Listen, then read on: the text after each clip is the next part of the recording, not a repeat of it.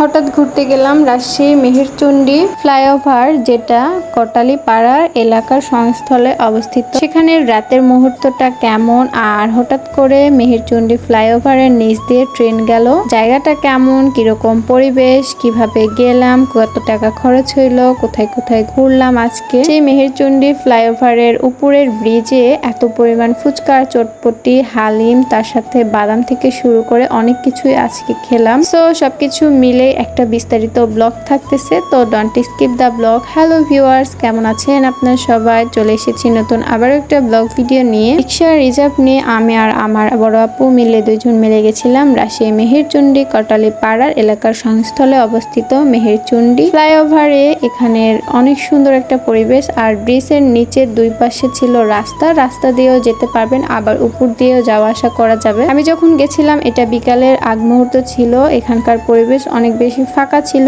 আর অনেক বেশি সুন্দর ছিল, কিন্তু একটা জিনিস আফসোস, সেটা হচ্ছে ওয়েদারটা তেমন একটা ভালো ছিল না, এই কারণে তেমন কোনো কিছুই ভিডিও করতে পারিনি।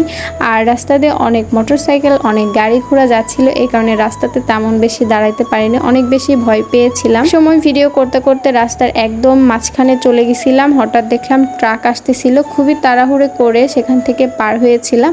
আর হঠাৎ করে আমি দেখতে পেলাম ট্রেন, আর রাজশাহী ফ্লাইওভারের উপর থেকে আমি এরকমভাবে ট্রেনে দেখতে পাবো এটা আমি কখনোই ভাবতে পারিনি। আমার বাড়ি তো সান্তাহার রেলওয়ে জংশনে, তো আমি তো সারাক্ষণই ট্রেন দেখি, কিন্তু ফ্লাইওভারের উপর থেকে এরকমভাবে ট্রেন যাওয়া আসা করতেছে। আর রাস্তাটাও কিন্তু দুপাশে অনেক সুন্দর, আর অনেক সুন্দর একটা পরিবেশ ছিল, এটা বলার মতো না। আসলে চারপাশ দিয়ে এত সুন্দর পরিবেশ, আর তার মধ্যে স্নিগ্ধ বাতাস, অনেক সুন্দর একটা পরিবেশ ছিল সেখানে। আর সন্ধ্যার আগ মুহূর্ত অনেক লোকজনের ভিড় হওয়া শুরু করলো, আর আরো সামনের দিকে ফুচকা, চটপটি, হালিম, তার সাথে বারো ভাজা, তার সাথে মুড়ি মাখা, তার সাথে বাদাম ছিল, তার সাথে আরো অনেক কিছু ছিল, তার মধ্যে আমড়া মাখাও ছিল। কোনটা রেখে কোনটা খাবো আমি তো একদমই বুঝতে পারতেছিলাম না। আর যেহেতু রাজশাহী ফ্লাইওভারের নিচের দিকে কিন্তু দাদুর কাফে চা আছে, সেটাও ট্রাই করব, কিন্তু সেটা নেক্সট ব্লগে দেখতে পাবেন।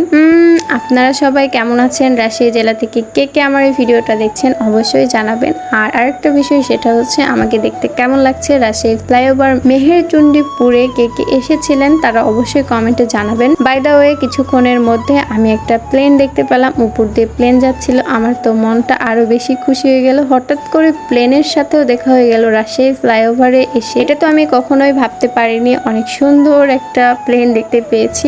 আর আমি এই লাইটের প্রায় সন্ধ্যা 7টা পর্যন্ত অপেক্ষা করছিলাম, কারণ কি জানেন, এই লাইটিং পরিবেশটা ছিল অনেক সুন্দর আর অনেক বেশি ভালো। কি আর বলবো, আমি তো তাড়াহুড়োয় ছিলাম, অনেক বেশি লেট হয়ে গেছে, এখন রুমে যাওয়া লাগবে। তো আজকের ব্লগটা এতদূর পর্যন্তই। ভালো থাকবেন, সুস্থ থাকবেন, দেখা হবে নেক্সট ব্লগে। আল্লাহ হাফিজ। ভিডিওটা ভালো লাগলে অবশ্যই সবাই লাইক, কমেন্ট, শেয়ার করতে ভুলবেন না। টাটা।